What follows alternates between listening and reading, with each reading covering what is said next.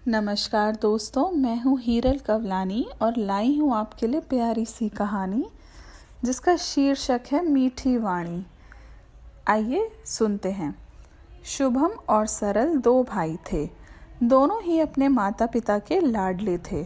माँ बाप अपने स्तर पर दोनों बच्चों की सभी ख्वाहिशें पूरी करने की कोशिश करते थे, परंतु अत्यधिक गरीब होने के कारण कभी कभी वे उनकी कुछ इच्छाएं पूरी नहीं कर पाते थे।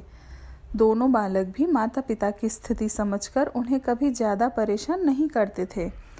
दोनों मन लगाकर पास की पाठशाला में पढ़ने जाते थे। उनके शिक्षक सदैव उनकी प्रशंसा करते थे, परंतु फिर भी शुभम से अक्सर कुछ लोगों को कटुभाषी होने की शिकायत होती थी। शुभम का मन साफ था, परंतु उसके बोलने का ढंग ही ऐसा था कि सामने वाले को बुरा लग जाता था। माँ ने उसे कितनी बार समझाया था, शुभम, हमारे व्यवहार से पहले हमारी वाणी और बोलचाल के कारण लोग हमारे दुश्मन या दोस्त बन जाते हैं। शुभम प्रयास भी करता, परंतु उसके प्रयास सफल ही नहीं होते। वह अपने भाई सरल की तरह मीठा बोलता तो उसे लगता कि वह अनावश्यक दिखावा कर रहा है।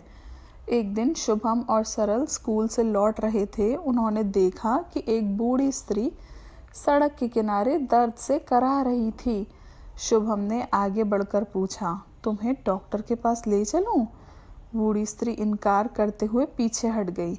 सरल ने अपनेपन से पूछा, दादी, आपको तो बहुत चोट लगी है, दर्द हो रहा होगा, आओ मैं आपको डॉक्टर के पास ले चलता हूँ।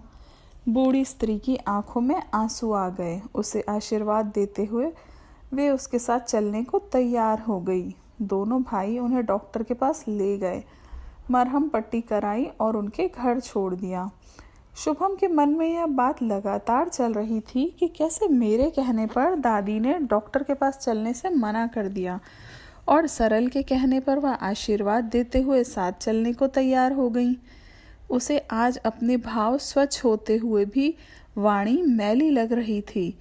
उसे लगा कि वह भी बिल्कुल अपने भाई की तरह ही बूढ़ी स्त्री की हालत देखकर दुखी था और उनकी मदद करना चाहता था, परंतु केवल उसके बोलने के तरीके को देखकर ही बूढ़ी स्त्री पीछे हट गई।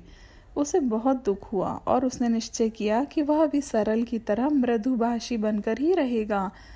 यह उसके लिए इतना सरल काम नहीं था। उसने एक कैलेंडर लिया और जिस दिन भी वह कड़वा बोलता कैलेंडर में निशान लगा देता। फिर से अपनी गलती पर अफसोस करता और दोबारा इस तरह न बोलने को निश्चय करता। अब धीरे धीरे कैलेंडर में लगने वाले निशान कम होते गए। शुभम की भाषा और बोलचाल के तरीके में सुधार आने लगा। लोग उसके माता पिता से उसकी प्रशंसा करने लगे। शुभम ने अपने कटुभाषी होने की आदत से पूरी तरह छुटकारा पा लिया था। उम्मीद करती हूँ आपको यह कहानी पसंद आई होगी। इससे हमें सीख मिलती है कि हमें सदैव मीठी भाषा में ही, मीठी बोली में ही बोलना चाहिए। धन्यवाद।